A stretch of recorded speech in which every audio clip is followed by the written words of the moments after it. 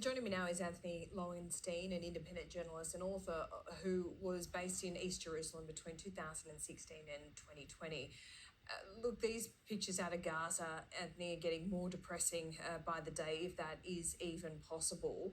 Hope for some kind of ceasefire and resolution in the region seems almost a pipe dream at this point. What is your view of that, knowing the politics, particularly of Benjamin Netanyahu and, the negotiators in all of this?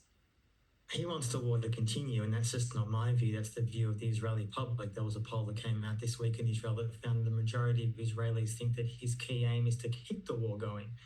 So even if there is some temporary ceasefire, I know what's on the table at the moment that's being negotiated, as you say, in the Middle East, is not a permanent ceasefire. It's a time to allow the guns to stay silent and hostages to be released. And we still don't actually know, honestly, how many hostages are still in Gaza. I mean, Israel says 130, but I also hear from sources that many of them may have been killed. We don't know.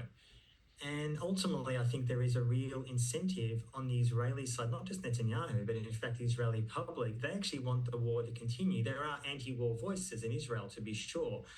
But sadly, the majority of Israelis want the war to continue in this belief, which is frankly delusional, to destroy Hamas. You can destroy Gaza, you can level Gaza, which is happening. And there's now 30 to 40,000 Palestinians killed. And the sad, tragic irony at the end of this is that Israelis will not be safer. Jews around the world are being made less safe from this undeniable ongoing carnage.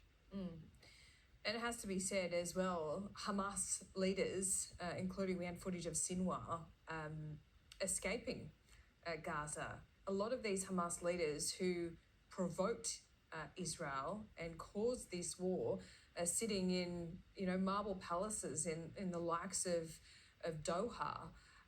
There's also, you see the Western world really trying to grapple with this as well. What is your view on the UNRWA situation? About 12 of its employees look to be implicated in the October 7 attacks. There's around 15,000 employees of that organisation in and around Gaza, and Western nations like Australia have paused funding to it. What's your view of it?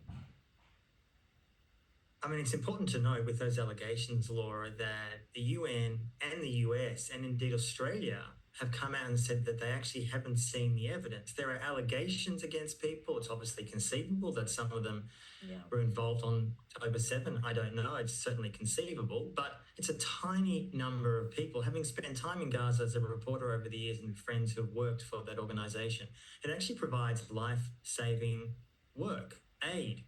It provides daily realities for a lot of Gazans who have been under occupation for decades. There's no viable alternative. Israel talks about personally delivering aid to Gazans. Well, how do you think most Gazans feel about that after the last 5 months, let alone the last decades? Look, the idea of defunding, demolishing, getting rid of this UN agency has been a dream of the Israeli right for years, including the Israel lobby here. But there's no viable alternative. I mean, the viable alternative is that essentially Palestinians are left to fester even more than they have been for years already.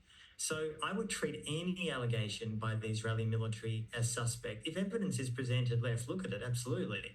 But it's pretty disturbing that Penny Wong, our foreign minister, openly says she didn't actually see the evidence before she cut funding. I mean, what does that say about any due diligence in our foreign affairs department here? Not very much.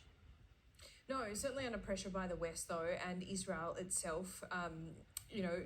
Israel is one of our allies, but I look at Australia as well and what is being felt here in our society. I mean, this is not a war that you can just say is half a world away, it doesn't affect us. There has been a rise in anti-Semitism, Islamophobia as well, provocation on both sides of the argument there.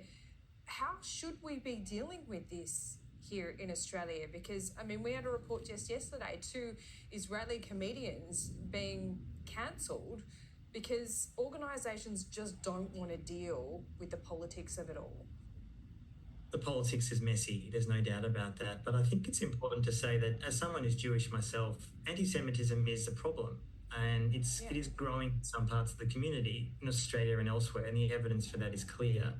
But I would also say, and this is long before October 7, Israeli actions contribute to that. It doesn't justify violence against Jews. Of course it doesn't. Attacking Jews who have religious garb, of course not. But this idea somehow that sadly many in the Jewish community are weaponising anti-Semitism to essentially try to shut down critical conversation. So if you're Jewish, non-Jewish, Muslim, Christian, whatever you are, and you're critical of Israeli occupation, what's happening in Gaza, you're not an anti-Semite.